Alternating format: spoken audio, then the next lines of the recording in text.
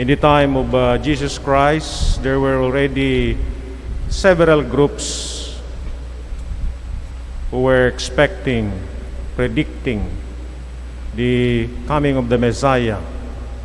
And these groups claim that the Messiah would belong to the group. For one, the essence were thinking that the coming of the Messiah will be preceded by catastrophic events like the banging of the heavenly bodies and so on, earthquakes, storms, natural calamities. And so the best way to prepare for the coming of the Messiah was for them to go to the desert, spend their time in fasting and prayer. And one of their followers was John the Baptist. Another group would be the Zealots, to which Simon Peter the Zealot was a member. This group were thinking of overthrowing the Roman Empire, because at this time the Israelites were under the bondage of the Roman Empire, and they were thinking that the Messiah would be in their mold, a rebel, a political leader that would rally the people, the Israelites, against the Roman Empire. The third group would be the rabbis, the teachers of the law, the scribes and the Pharisees, and they thought that the Messiah would be like them, a rabbi, a teacher. And so when Jesus asked the question, "Who do people say that I am?" the apostles, in unison, had ready-made answers provided by these groups who were expecting the Messiah. Some say, "You are John the Baptist." Others say, "You are Elijah, or one of the prophets of old." But Jesus was not satisfied with ready-made answers. And so he asked his apostles, "Who do you say that I am?" Sino ba ako sa inyo? Anong papel ko sa buhay ninyo? Why? Because Jesus, in calling the apostles or the disciples, was not only providing them information. It's so easy to provide information, to provide knowledge. But Jesus was going beyond providing information, because he was introducing to them a way of life. That's why he said, "I have come to cast fire on the earth, and how I wish the blaze were ignited."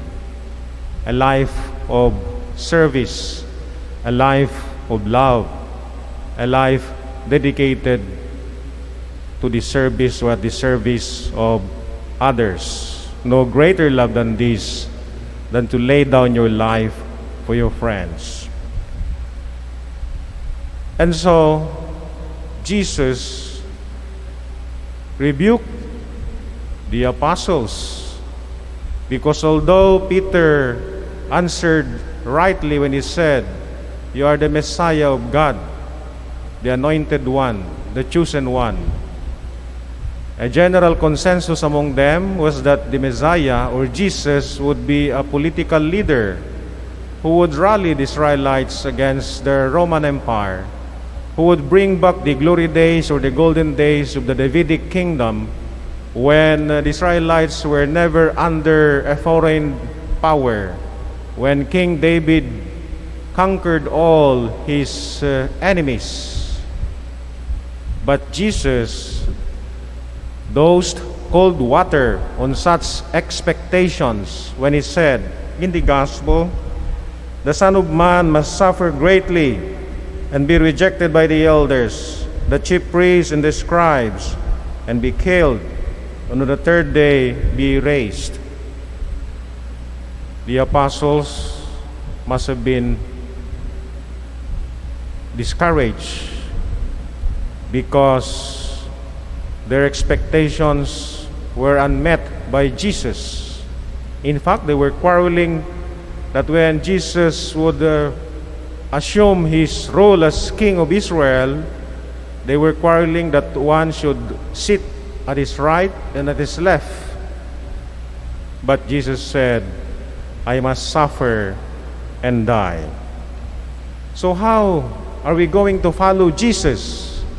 Jesus gave us an inkling, especially for us who are following Jesus more closely as religious, as candidates to the priesthood. I must suffer. You must also suffer. Anyone who wishes to follow after me must forget himself, take up his cross, and follow me. But what kind of suffering? When you are languishing in prison for paying a crime that you have committed against humanity, that's not the kind of suffering that Jesus is talking about. Or when you are languishing on a hospital bed because you have abused yourself with substance abuse like alcohol or drugs, that's not the kind of suffering that Jesus is talking about. Or for example, you're a sportsman who wants to capture the an Olympic medal, like Heidelin, who trained for 16 long years before she was able to capture that golden trophy, gold medal.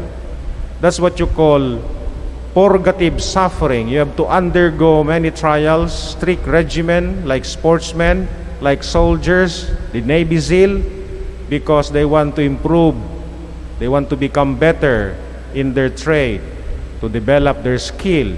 You have to undergo a high degree of body punishment. That's not the kind of suffering that Jesus is talking about, what you call purgative. What Jesus is talking about when he said, I must suffer, the kind of suffering that Jesus is talking about is what you call salvific, redemptive suffering. When you suffer, when you undergo pain, when you undergo trials, when you sacrifice for the other. I have come that you may have life, Jesus said, life in its fullness. When a father sacrifices so much, he goes to the Middle East and works there for years. That is what you call redemptive sacrifice, salvific. It is life-giving. The father is willing to sacrifice, to be away from his loved ones, because his main purpose is to give a better future, to earn much more to support the family. When a mother is pregnant and she has a difficult pregnancy, the doctor would advise her to do bed rest, to do certain rituals to be able to sustain the living life in her womb. That's what you call redemptive, salvific suffering. She's not suffering because of being punished.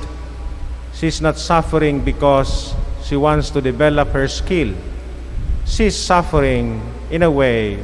She's willing to undergo trials, difficulties, just so she would be able to deliver a healthy baby.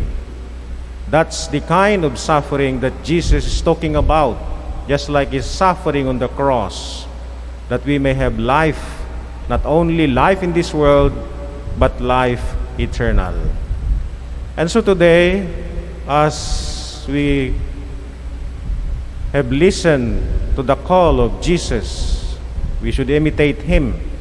We can only know him more closely in prayer, just as the gospel today reports that he was in constant communication with the Father in order to sustain his strength, in order that he may always do the will of the Father.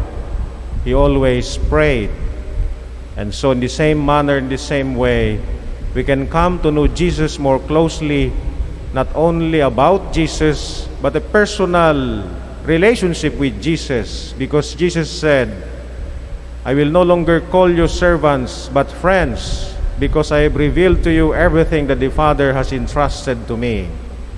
Jesus can reveal himself to us in prayer, in meditation, in reflection. Jesus can reveal himself to us through his word. Man does not live on bread alone, but by every word that comes from the mouth of God. The more we listen to the scriptures, the more we read the Bible, then we come to know Jesus. Jesus as the one who walked on this earth, the Messiah. And the more we can imitate him. We can also know Jesus through the lives and the examples of the saints, the tradition of the church, the apostolic tradition. That's why when Judas Iscariot was replaced, the only criterion that they followed was someone who knew Jesus personally. The apostles. That's why we call ourselves the apostolic church, because we trace our origin back to the time of Jesus. There is a continuity of experience from the time of Jesus up to our time, which we call the church tradition.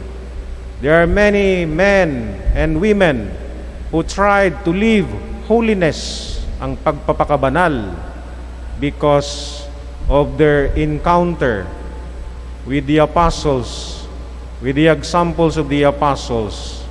The tradition of holiness, the tradition of personal connection of Jesus is preserved through that long line of holy men and women going back to the time of the apostles.